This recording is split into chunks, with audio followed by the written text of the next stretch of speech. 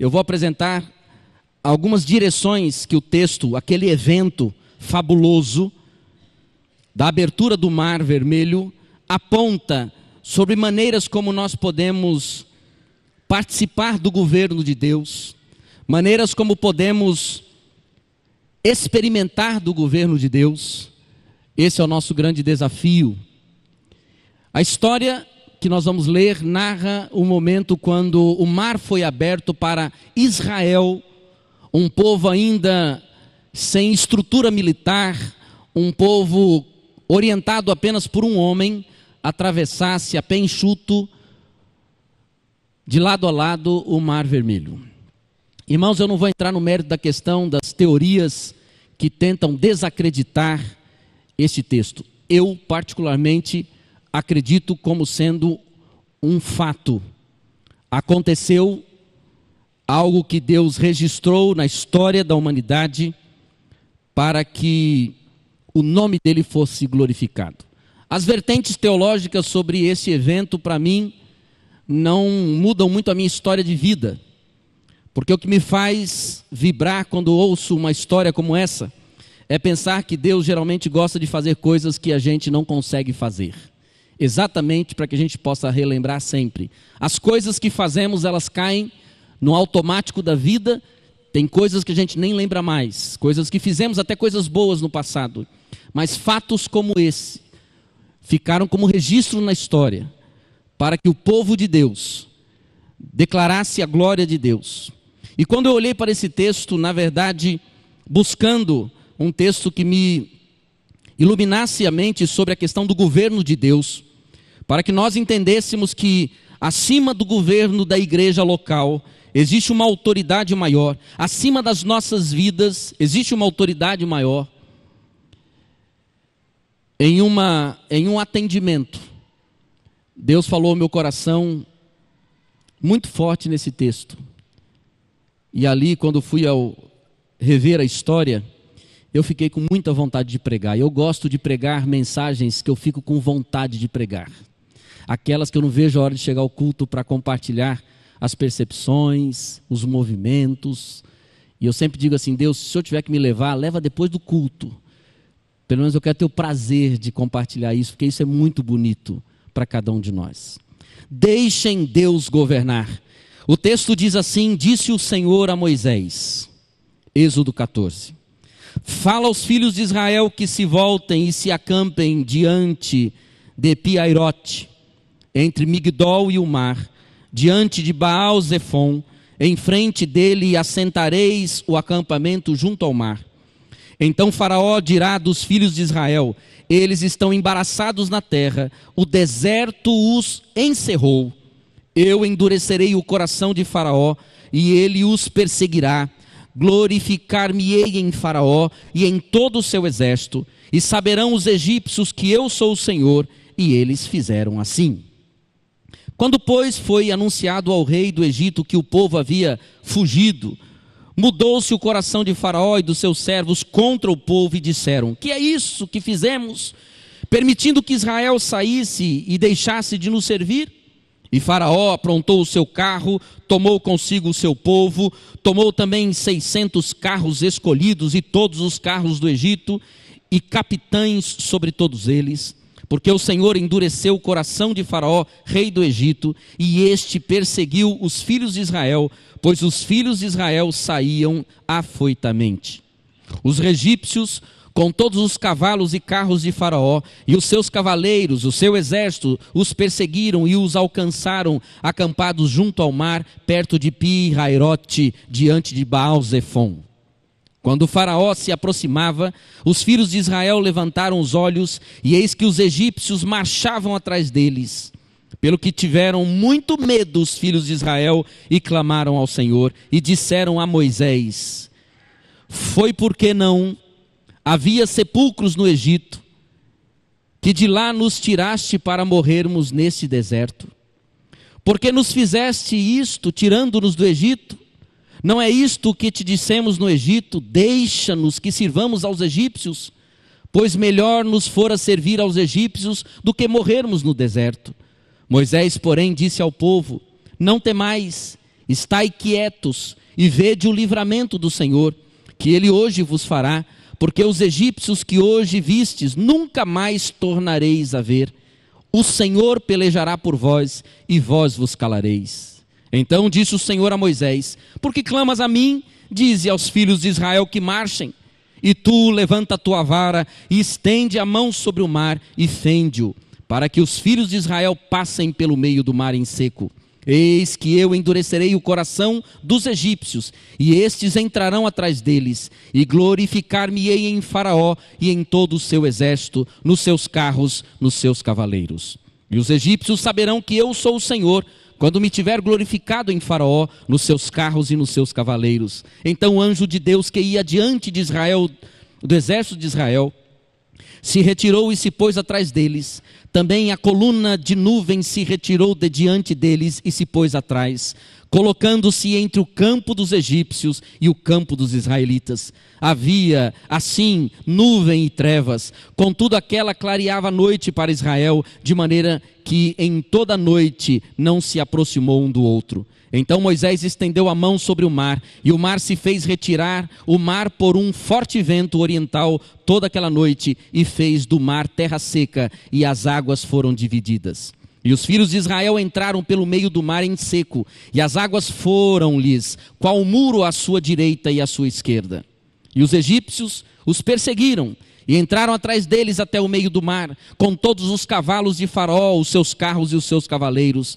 Na vigília da manhã, o Senhor, na coluna do fogo e da nuvem, olhou para o campo dos egípcios e alvoroçou o campo dos egípcios, embaraçou-lhes as rodas dos carros e fê-los andar dificultosamente, de modo que os egípcios disseram: fujamos de diante de Israel, porque o Senhor peleja por eles contra os egípcios. Nisso, o Senhor disse a Moisés: Moisés, agora é a hora de dar o troco.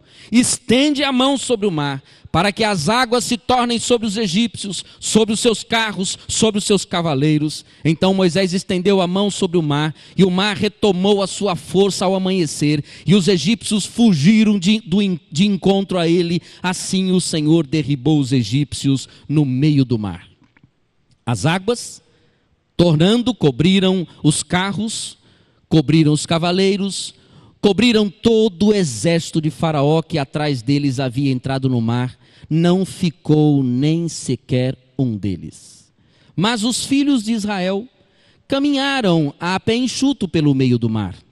As águas foram-lhes qual um muro à sua direita e à sua esquerda. Assim o Senhor naquele dia salvou Israel da mão dos egípcios. E Israel viu os egípcios mortos na praia do mar. E viu Israel a grande obra que o Senhor operara contra os egípcios, pelo que o povo temeu ao Senhor, e creu no Senhor, e creu em Moisés, servo do Senhor. Irmãos, não precisava nem pregar, né? Não precisava nem falar nada. Eu confesso aos irmãos que quando leio uma história como essa, o meu coração pula de alegria, porque eu penso que quando nós entregamos a nossa vida ao governo de Deus, a vitória é certa. Quando nós entregamos a vida ao governo do Senhor, o fim é sempre bom, o resultado é sempre bom.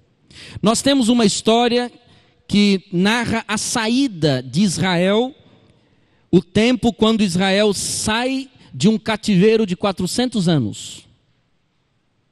Um tempo quando Israel sai já sem a sua cara política, o seu jeito de nação, já um Israel impregnado pelas demandas do cativeiro, pelo jeitão do cativeiro, pela cultura do cativeiro. De repente aparece Moisés e diz assim: gente, o negócio é o seguinte, Deus falou para mim que nós precisamos sair do Egito. Nós estamos desagregados, nós não temos estrutura militar, nós não temos muita coisa, mas nós não podemos ficar no Egito. E eu fico pensando, irmãos, que naquele momento certamente vem a grande dúvida: mas quem vai nos tirar do Egito? Esse homem, Moisés, sem carros, sem cavaleiros, sem autoridade militar, o que ele vai fazer para nos tirar do Egito? Aí, meus irmãos, aparece o grande eu sou.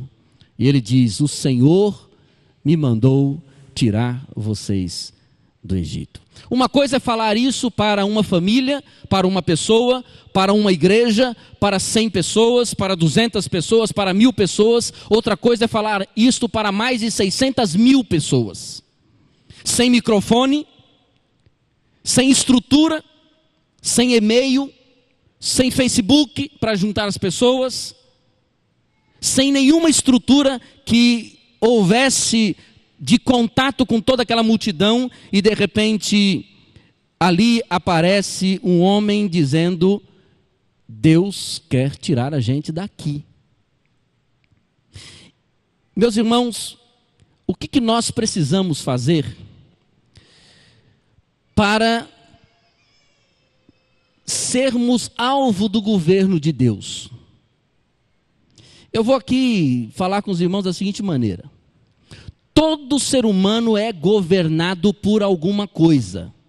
Não existe liberdade. Esse negócio de que nós somos seres livres, nós não somos seres livres. Eu lembro de um pastor que fez uma brincadeira e o pastor chegou para o outro e falou assim: vem cá, como é que é a sua igreja lá? Qual é o nível de comprometimento da sua igreja? Ele falou assim: minha igreja tem 300 membros. Legal, hein? 300 membros, bom. Quantos são comprometidos na sua igreja? Ele falou: olha, na minha igreja todos são comprometidos. O pastor virou para ele e falou assim: mas que bênção! Todos são comprometidos? Ele falou: todos, 300 membros comprometidos. Outro pastor falou: mas que bênção! É difícil achar uma igreja assim. Ele falou: não, fica tranquilo, não se anima não. Todos são comprometidos, porque quem não está comprometido com Deus está comprometido com o diabo. Todos são comprometidos. Irmãos, é mais pura verdade, porque é o seguinte: nós temos um comprometimento com nós mesmos. Nós somos manipulados pela mídia, nós somos manipulados pelo politicamente correto, nós somos manipulados pelos interesses sociais, nós não somos livres. Não existe ser humano livre. Eu faço o que eu quero, eu sou livre. Não, você está escravo da sua própria liberdade. E aí nós vamos filosofando sobre livre-arbítrio e vamos percebendo que na verdade esse homem que se diz livre, ele está escravo de uma decisão própria, ele está escravo de si mesmo, ele não quer ser objeto do governo de ninguém, ele se rebela sobre qualquer governo. Na verdade ele não é livre, ele é escravo de si mesmo. Como é que nós podemos, meus irmãos, nos deixar governar pelo Senhor? O texto nos aponta para 3 direções. Para se tornar mais prático o pensamento, eu divido em 3 direções que o texto nos leva a perceber que nós ajudamos o processo do governo de Deus, nós somos envolvidos no governo de Deus, nós participamos do governo de Deus e nos beneficiamos do governo de Deus quando nós não tentamos facilitar os processos, quando nós não tentamos facilitar os processos aparentemente negativos. Uma das grandes dificuldades nossas é que quando nós queremos fazer algo na vida, nós geralmente damos um jeitinho, e nós brasileiros temos essa dificuldade. Nós crescemos e nos desenvolvemos em uma cultura do jeitinho. Tem até um livro chamado O Jeitinho Brasileiro. A nossa cultura, pela nossa formação, as nossas imagens mentais, a nossa estrutura psíquica, na nossa estrutura psíquica está o jeitinho de fazer as coisas. Pela nossa forma de colonização, nós fomos criados para dar um jeito. A corrupção é um jeitinho, a violência é um jeitinho. O jeito brasileiro de fazer as coisas muitas vezes vem para a nossa vida e nós começamos a dar um jeitinho para tudo. E tentamos facilitar os processos. Mas no governo de Deus aparece um jeitinho diferente, um jeitão de Deus. Aí Deus diz assim: vocês vão sair. Moisés, fala para o povo que eles vão sair do Egito. E em vez de Deus dar uma notícia boa, Deus é muito bacana, e ele dá uma notícia ruim. Para piorar a situação, Moisés, para ajudar o negócio a ficar mais gostoso, eu vou endurecer o coração de Faraó. Não vai ser fácil. Sabe o que acontece, meus irmãos? Quando nós pensamos em governo, em direcionamento, quando nós pensamos em nos colocarmos nas mãos de Deus para que a vitória venha, geralmente nós achamos que vai ser fácil. E Deus disse: não tem vitória fácil. Eu vou endurecer o coração de Faraó para que não seja fácil. Aqueles que gostam das coisas mais fáceis na vida, comecem a ouvir essa palavra. A teologia de Jó nos mostra qual deve ser a nossa teologia. Quando Jó repreende a sua esposa, Jó diz assim: bem, nós receberemos de Deus o bem e não receberemos o mal? Imaginem os irmãos, Deus conversando com Moisés, dizendo assim: Moisés, eu vou endurecer o coração de Faraó. Moisés vira para Deus e fala assim: mas Senhor, em vez de o Senhor facilitar, o Senhor dificulta. Moisés, vou dificultar. Eu vou endurecer o coração do teu patrão. Eu vou endurecer o coração do teu pastor. Eu vou endurecer o coração do teu marido. Eu vou endurecer o coração da sua esposa. Eu vou endurecer o coração do seu vizinho. Ele vai te apurrinhar até você rodar a baiana. Eu vou endurecer o coração das pessoas que você conhece, para que você comece a ver a glória do meu nome e você seja controlado pelo meu governo. É Deus endurecendo o coração daquelas pessoas que nós gostaríamos que amolecesse. Porque geralmente nós só achamos que Deus está quando tem o bem, e quando está o mal nós falamos que é o diabo. Essa teologia da nossa geração, meus irmãos, de jogar Deus para o bem e o mal para o diabo, esse dualismo que está na nossa teologia tem matado a igreja de Jesus. Sabe por quê? Quando você olhar para uma pessoa com coração duro do seu lado, não repreenda no nome de Jesus. Diga: Deus, o que o Senhor está querendo me dizer com essa dureza toda? Às vezes é um filho que se endurece. Você ora pelo filho, você clama pelo filho, você chora pelo filho, e o filho se endurece cada vez mais. E em vez de você botar a mão e repreender Satanás, porque aquele filho não está nas mãos do diabo, é filho do Senhor, você pode dizer: Deus, o que o Senhor está tentando me mostrar com toda essa dureza?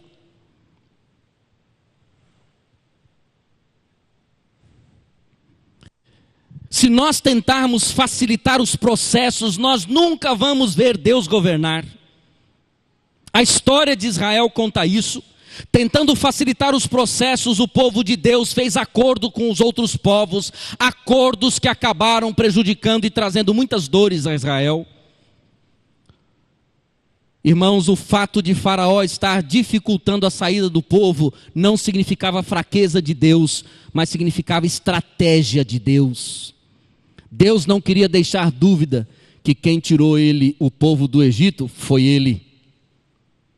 Então, em vez de você ficar reclamando da dureza dos outros, comece a orar e dizer: Deus, o que está acontecendo? O que o Senhor quer fazer com toda essa dureza? Por que está tão duro o coração? Deus diz assim: eu vou endurecer o coração de Faraó, porque uma pessoa com coração duro fica com a cara amarrada. Uma pessoa com coração duro faz maldades. Uma pessoa com coração endurecido, ela não pensa no que está fazendo, ela não sente a dor do outro. Eu vou endurecer o coração de Faraó, para que Faraó aumente o peso do seu fardo. Ou seja, meus irmãos, quando nós queremos experimentar o governo de Deus, nós não podemos facilitar os processos. Eu sempre, no aconselhamento, eu digo assim: a pessoa está: pastor, eu quero entender qual é a vontade de Deus. Sabe qual é a minha primeira palavra? E quem aqui já conversou comigo sabe disso? Eu sempre digo assim: não facilite, dificulte. Porque quanto mais você dificultar, mais você vai saber se é Deus que está nesse negócio. Eu quero ser pastor. Eu quero ser pastor. Aí a pessoa faz um inferno ao redor dela porque ela quer ser pastor. Irmãos, dificultar, vira para Deus e diz assim: o Senhor quer, agora eu não quero. Porque se Deus quiser que você seja pastor, Ele vai fazer com você o que Ele fez comigo. Ele me pegou naquele canto onde mais ou menos estava sentado o Luiz ali. E ali naquele canto, um dia, num domingo à noite, Ele falou comigo. Ele abriu os meus olhos e disse para mim assim: Samuel, o que você está fazendo aí sentado se eu te quero pregando a palavra? E eu virei para Deus e disse: olha para o lado lá, para de conversa. Eu não quero ser pastor não. Eu nunca disse para Deus: eu quero ser pastor. Eu nunca disse isso para Deus. Eu sonho em ser pastor.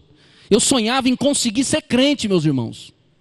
Eu sonhava em conseguir agradar a Deus. em ser um crente fiel. Eu lutava com as minhas próprias lutas pessoais para ser um crente que agradava a Deus, que servia a Deus com fidelidade, a Deus com bondade, e dizia: a Deus, eu preciso conseguir viver uma vida de retidão na tua presença. E um dia Deus falou comigo: então é você que eu quero. Eu disse: mas eu?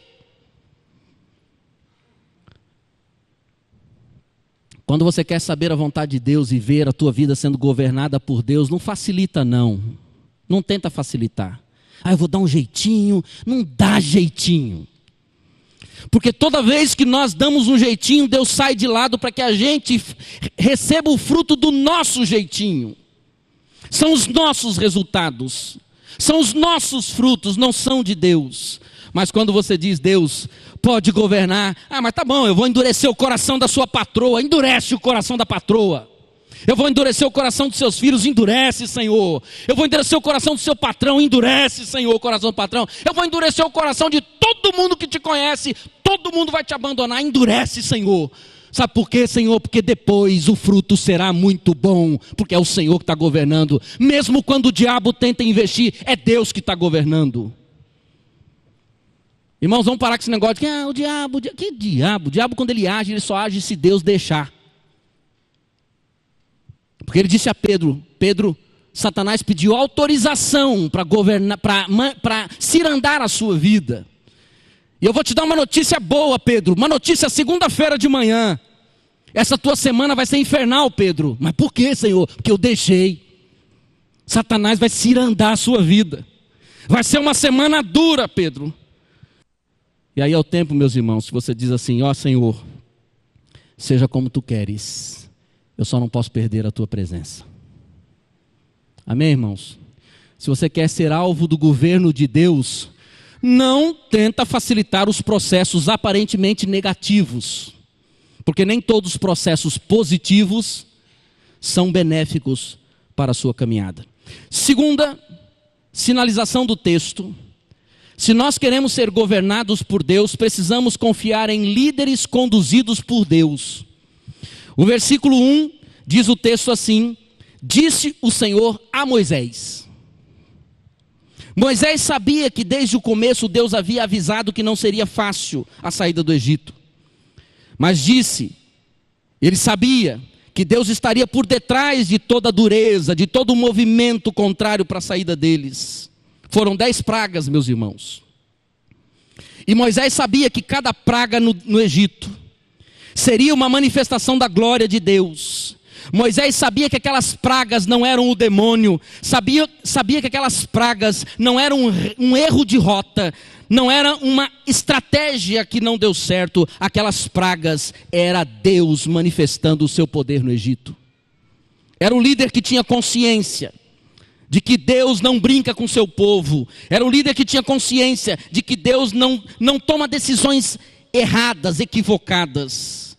Por isso, meus irmãos, a escolha da liderança é fundamental para uma vida de vitória. Quando nós escolhemos a nossa liderança aqui na terra, precisamos escolher homens que tenham a percepção, mulheres que tenham a percepção dos movimentos de Deus. O povo, meus irmãos, sabia que Moisés havia falado com Deus e confiava no líder que tinha. E por isso seguia, não cegamente, seguia porque confiava. O povo viu a vitória porque Moisés conhecia a direção. Quando nós pensamos em liderança, nós precisamos tomar cuidado com a síndrome do Messias, ou a síndrome de Messias. Aqueles líderes que pensam que se o povo de Deus não estiver debaixo da sua autoridade, da sua liderança, nada vai dar certo.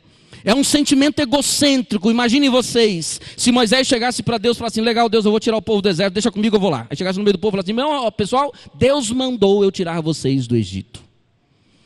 Aí um gaiato lá no canto falou assim: ô Moisés, como é que você vai fazer isso? Eu estou pensando. Eu marquei uma reunião e nós vamos fazer o seguinte: nós vamos montar uma comissão. E aí nós vamos fazer o seguinte: nós vamos decidir quais são as estratégias que nós vamos usar para sair do Egito. Aí Moisés senta na mesa, coloca uma mesa lá, coloca um mapa do Egito e diz assim: ó, por aqui não dá para sair porque tem mar. Já quebrou a cara, né? Por aqui não dá para sair porque tem mar, por aqui não dá para sair porque tem montanha, por aqui não dá para sair porque tem filisteu. Como é que a gente faz? Nós vamos fazer o seguinte, nós vamos sair de noite. Aí um outro gaiato vira e diz assim, mas como é que nós vamos sair de noite se nós não temos alimento, nós não temos água, não temos mantimento, não temos força para caminhar de noite no deserto? Aí Moisés fala assim, eu acho que eu tenho uma outra ideia, vamos perguntar para Deus o que é melhor. Não é assim que acontece com a gente? Traçamos os nossos planos, fazemos as nossas estratégias, chega uma hora a gente diz assim, deu tudo errado, Deus, agora o Senhor nos ajuda, por favor. O que a gente faz? Depender do governo de Deus é reconhecer a nossa incompetência diante da vida, é reconhecer a nossa incapacidade diante da vida, é reconhecer humildemente que nós dependemos do Senhor. Estar debaixo do governo de Deus requer humildade, meus irmãos. Requer a humildade de dizer a Deus, Senhor Deus, eu sou incompetente. Vira e mexe nas minhas orações, eu digo a Deus assim, Deus, eu sou incompetente, eu sou o pior pastor que tem na face da terra. Eu não sei nada, Deus. Porque eu posso saber um monte de coisa, mas tudo isso que sei pode não ter fruto espiritual se o Senhor não colocar a tua mão. Eu sou incompetente, Deus, para de repente discernir a maldade, discernir as trevas, discernir o que há no coração do ser humano. Eu sou incompetente, Deus, e por ser incompetente eu preciso da tua competência. O problema é quando a gente não se acha incompetente. O problema é quando a gente se acha competente. E eu quero continuar sendo um grande incompetente. Porque enquanto eu for um pastor desse tamanhozinho, o meu Cristo é glorificado, porque eu quero diminuir para que ele cresça. Não adianta eu crescer, porque se eu crescer aí os irmãos estão na roça, né? Vão ficar no meio do mar. Eu quero que Cristo cresça. E eu não tenho nenhuma dificuldade em me sentir pequeno para que meu Cristo cresça. A última ação que nós vemos no texto é o caminhar por fé. Só há governo de Deus. Aqui poderíamos dizer, se há governo, não sou contra. Se há governo, ando pela fé, né? Se há governo, eu dou passos de fé. Se há governo de Deus, eu dou passos de fé em duas áreas. Eu dou passo de fé na providência e passos de fé no milagre. Providência, versículo 14, Deus diz ao povo assim, olha, eu quero dizer uma coisa para vocês. O Senhor, Moisés diz, o Senhor pelejará por vocês. Isso é passo de fé na providência, meus irmãos. Nós temos o texto de não está aí? 2 Crônicas 20:15, quando 3 reis vão contra o rei Jeosafá, rei de Judá, moabitas, amonitas e neumitas. E Jeosafá, rei de Judá, fica com medo. Ele diz, e o povo diz, estamos com medo desses 3 reis que se juntaram contra nós. Deus vira para o povo e diz assim, não temais, nem vos assusteis por causa dessa grande multidão, porque a peleja não é vossa, mas a peleja é de Deus. A peleja é do Senhor. Irmãos, perdemos muitas batalhas apenas porque lutamos batalhas que não são nossas, mas são do Senhor. Se Moisés tivesse lutado contra Faraó, teria perdido a batalha. Sabe aquela história da mula de Balaão? A mula tomou um tapa na cabeça. E a mula poderia ter virado para mim assim, mas eu sou apenas uma mula, eu estou apanhando porque Deus usou minha boca para falar. Às vezes nós estamos dando o tapa na mula errada. Porque se Moisés tivesse batido em Faraó, ele estaria batendo na pessoa errada.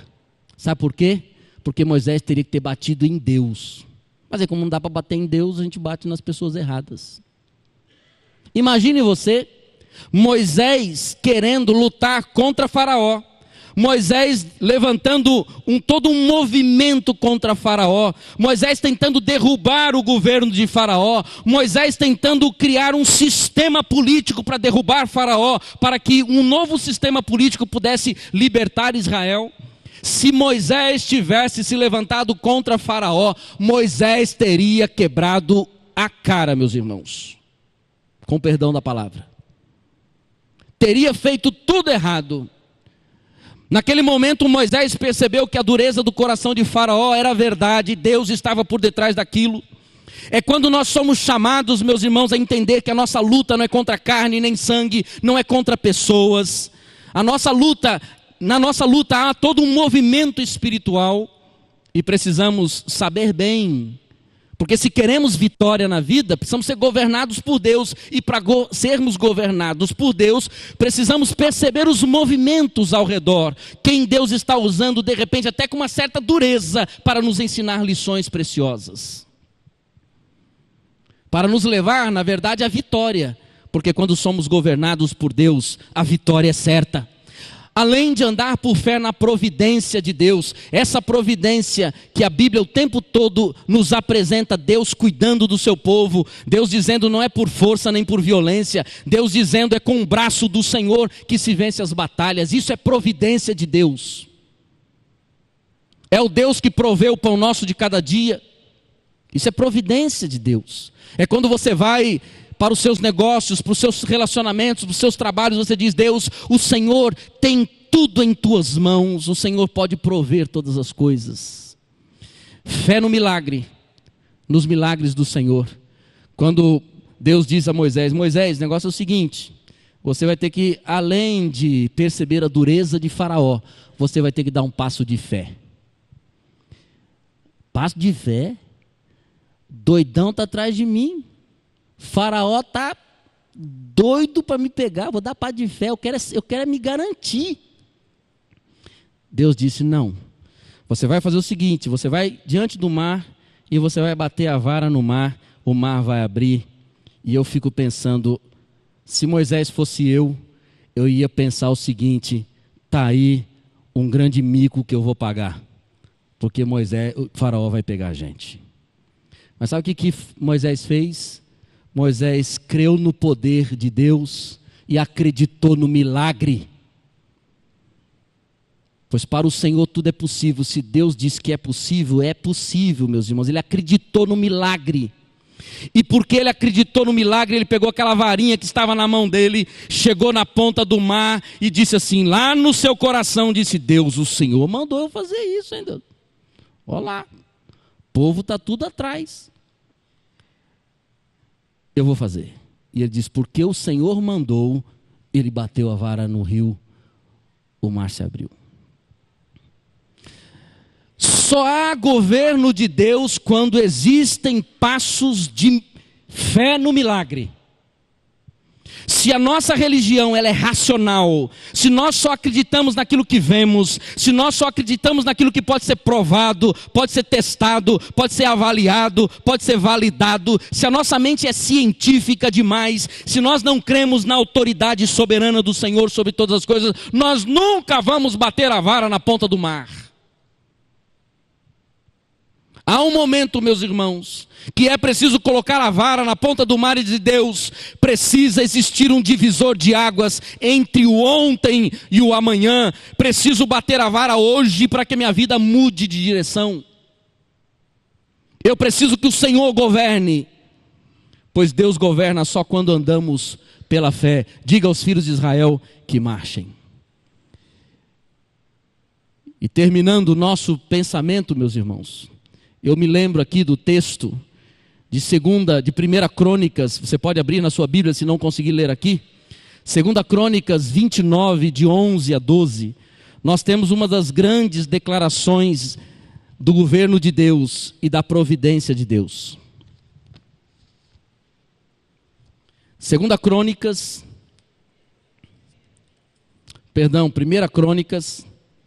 29, 11 e 12.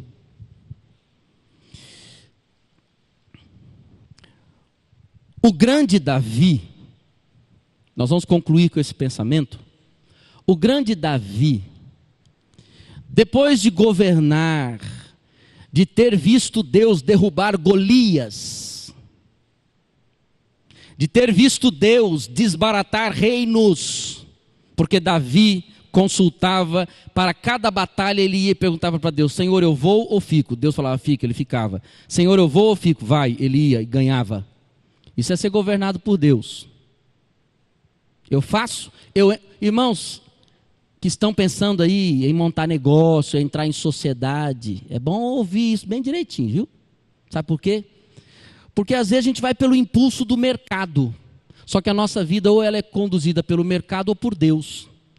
Há um momento que precisamos falar assim: Deus, o negócio é o seguinte, eu tenho uma proposta, eu tenho um projeto, eu tenho um plano, eu vou ou fico? Deus fala, não vai. Aí fala, eu vou, claro, eu sou de Deus, vai dar certo. Deus diz, não vai. Há um negócio, eu vou ou fico? Deus fala, vai, aí eu vou. Se na mente diz, cuidado, então fica. É nesse movimento que Davi aprendeu a ver Deus dessa maneira, e ele faz essa tremenda oração quando ele diz assim: Tu é, ó Senhor, Tua é, ó Senhor, Tua é a grandeza, Teu é o poder, a glória, a vitória, a majestade, porque Teu é tudo quanto há no céu e na terra. Teu é, ó Senhor, o reino, e Tu dominas, e Tu te exaltaste como chefe sobre todos, tanto riquezas e honras vêm de ti, tu dominas sobre tudo, e na tua mão há força e poder, na tua mão está o engrandecer e o dar força a tudo. Olha a percepção de Davi, só olhando para esse texto. Davi olha para Deus e diz assim: Senhor, Tu és o grande governador, Tu governas sobretudo, com grandeza, poder, glória, vitória, majestade. Por quê? Por que o Senhor governa? Porque tudo é Teu, tudo que há no céu, tudo que há na terra. Teu é o poder, Teu é o Senhor o reino, Tu te exaltaste como chefe sobre todos. Aqui não está dizendo que todas as pessoas estão debaixo da autoridade de Deus. E ele diz, as riquezas, as honras, não vêm do esforço. As riquezas, as honras, não vêm das nossas estratégias humanas. Ela vem de Ti, Senhor. Porque Tu dominas sobre tudo. Na Tua mão há força, na Tua mão há poder, na Tua mão está o engrandecer e o dar força a tudo. Nesse texto nós vemos o governo de Deus e vemos a providência de Deus. Deus provê. Mas para que possamos experimentar este Deus e chegarmos a esta visão, precisamos deixar que Deus governe. Deixe Deus governar, porque quando você deixa Deus governar, até o mar abre. Até o mar abre. Quando você não sabe o que fazer, não faça nada para não atrapalhar nem a Deus. Apenas diga: Senhor, eu vou ficar esperando a sua estratégia, o seu momento, o passo que eu preciso dar. Eu quero ser governado por Ti, eu quero ser direcionado por Ti. Se o Senhor há de me tirar do cativeiro, o Senhor há de me conduzir adiante para que eu não volte ao cativeiro. É Deus conduzindo o processo dos seus filhos. Mas para que Deus governe a nossa vida, nós precisamos estar debaixo da autoridade dEle. Por isso que disse o apóstolo Paulo, que precisamos reconhecer Jesus como o Senhor da nossa vida. Deus só governa a vida de um ser humano quando esse ser humano declara Jesus como Senhor e Salvador da sua vida. Aí Deus governa. E governa para o bem, para a glória dEle. Portanto, eu termino dizendo mais uma vez: quando nos entregamos ao governo de Deus, a vitória é certa. Quando nós nos entregamos, Moisés não questionou em nenhum momento a autoridade de Deus, as estratégias de Deus, os projetos de Deus, os planos de Deus. Moisés apenas creu de que Deus faria e libertaria o povo, e Deus libertou. O povo num determinado momento questionou, murmurou, se voltou contra Moisés e contra Deus, mas há um momento em que Moisés disse: o Senhor disse que pelejará por vocês. E aí, meus irmãos, a vitória foi certa. Sabe por quê? Não é porque Moisés estava governando, mas é porque Deus estava governando a vida de Moisés. E quando Deus governa a vida de um homem, e quando Deus governa a vida de uma mulher, a vitória é certa. Por isso, deixe Deus governar. Deixe Deus governar.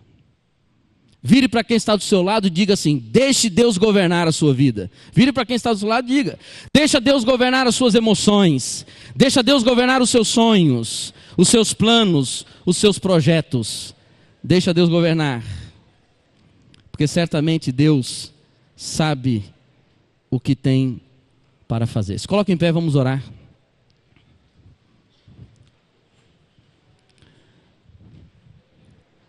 Feche os seus olhos em oração. Eu quero levar a sua mente um pouco na história, que você se sinta um pouco como Israel no cativeiro, e dizendo a Deus assim: Senhor, eu não sei o que fazer, eu não sei como fazer, mas eu só sei que eu estou como aquele cego, eu não quero mais esmola, eu quero ver. Diga aí: Senhor, eu não quero mais ficar dependente de uma escravidão, das minhas próprias emoções, das minhas culpas, dos meus pecados. Senhor, eu preciso que o Senhor governe os meus dias. Diga aí diante de Deus: Senhor, eu me entrego ao teu governo. Eu me entrego ao teu governo. Nessa noite, Deus, eu me entrego ao teu governo. Eu não quero mais ser escravo de mim mesmo. Eu não quero ser escravo de uma cultura. Eu não quero ser escravo de um movimento social. Eu quero ser escravo do Senhor. Eu quero ser como Paulo, escravo de Cristo. Eu quero ser conduzido por Cristo. E nessa noite você pode dizer: Deus, a partir de hoje, eu começo o meu processo de saída do cativeiro, porque eu vou deixar o Senhor governar todos os passos. Eu vou parar de questionar, eu vou parar de me lamuriar, eu vou parar de me achar a pior pessoa desse mundo, e eu vou começar a olhar para o Senhor, crendo de que o Senhor vai me dar vitória, porque quando eu dependo do teu governo eu sou vitorioso, porque é o que eu ouvi nessa noite. Você pode nessa noite dizer: eu me entrego ao governo de Deus. E você não vai levantar a mão para mim, você vai levantar a mão para o céu, vai apontar para Deus e vai dizer: Deus, eu me entrego ao teu governo nessa noite. Se você sente esse desejo, levante sua mão e aponte para o céu. Deus abençoe, Deus abençoe, Deus vai abençoando cada um que está levantando as mãos. E diga: Deus, eu me entrego ao teu governo nessa noite, Senhor. Para que o Senhor tome a minha vida, Deus abençoe. Você nessa noite pode entregar a sua vida a Jesus Cristo e dizer: Senhor Jesus, seja Senhor dos meus dias, me leve à eternidade. Eu entrego a minha alma ao Senhor, para que o Senhor governe não só minhas emoções, o meu corpo, mas o Senhor governe a minha alma e me leve para a eternidade. Nessa noite você pode levantar sua mão bem alto e dizer: eu entrego a minha vida a Jesus Cristo, Deus abençoe. Eu entrego, Deus abençoe. Eu entrego a minha vida a Jesus, para que Jesus conduza e governe os meus passos. Levante sua mão bem alto e diga: eu me entrego a Jesus, Deus abençoe, Deus abençoe, Deus abençoe, Deus abençoe. Que Deus vá abençoando essas vidas e que no nome de Jesus Deus comece um movimento. Deus abençoe minha senhora. Deus abençoe minha senhora. Deus abençoe.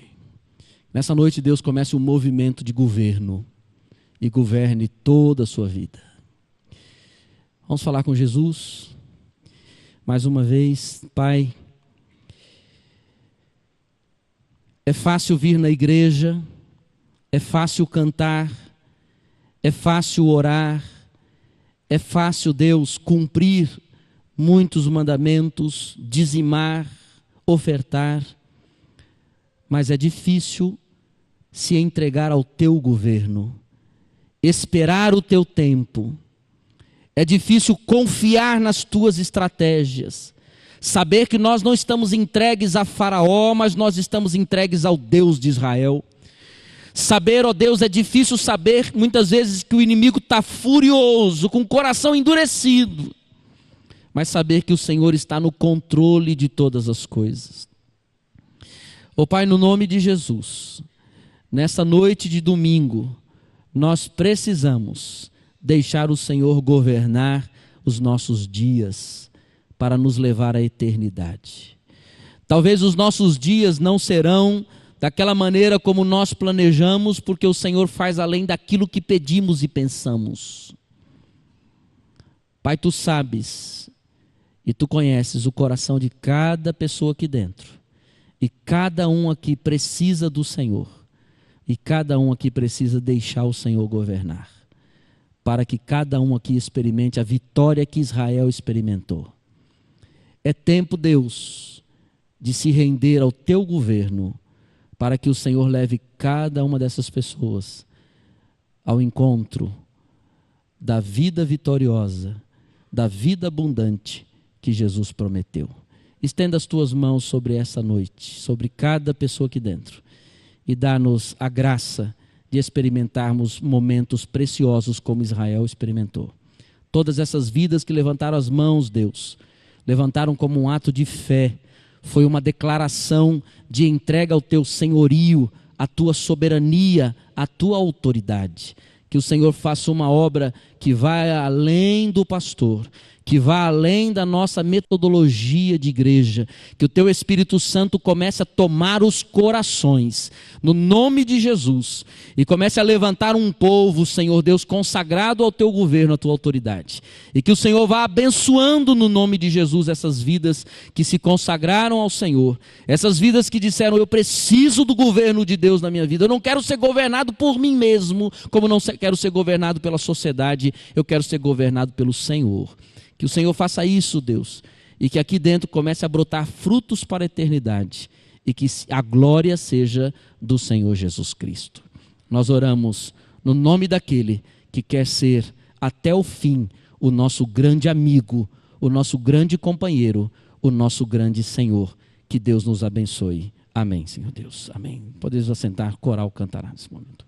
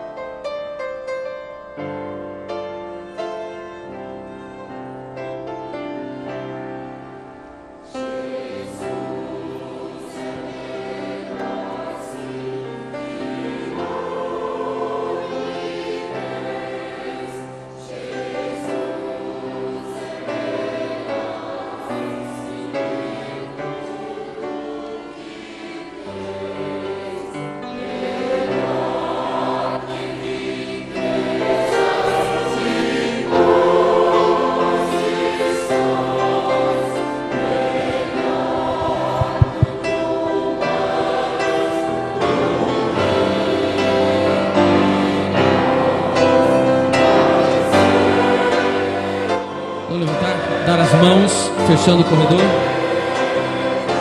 Pegue na mão de quem está do seu lado.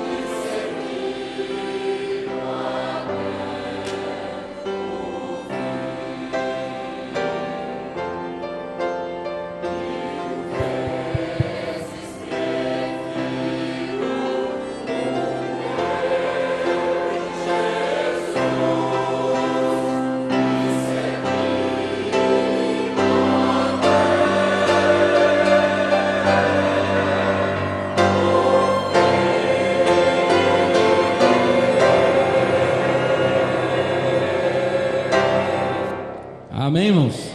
O coral pode dar as mãos aí, todo mundo, as crianças. As pessoas gostam de dizer assim que as crianças são a igreja do amanhã. Mas tem um irmão aqui, que eu não vou dizer o nome, Eric Braga das Neves, que diz assim: as crianças são a igreja do presente. Porque enquanto elas estão na igreja, elas são a igreja do Senhor, né, Eric? Igreja do presente. Irmãos, nós vamos declarar esta bênção sobre nós mesmos para mais uma semana debaixo do governo e da autoridade de Jesus. Diz assim, repita a oração conforme eu for falando: que o Senhor nos abençoe e nos guarde. Que o Senhor faça resplandecer o seu rosto sobre nós e tenha misericórdia de nós. Que o Senhor levante sobre nós o seu rosto e nos dê a paz. Amém. Dá um abraço quem está do seu lado, dê uma saudação para a semana, abençoe a semana de quem está do seu lado, que Deus a todos abençoe.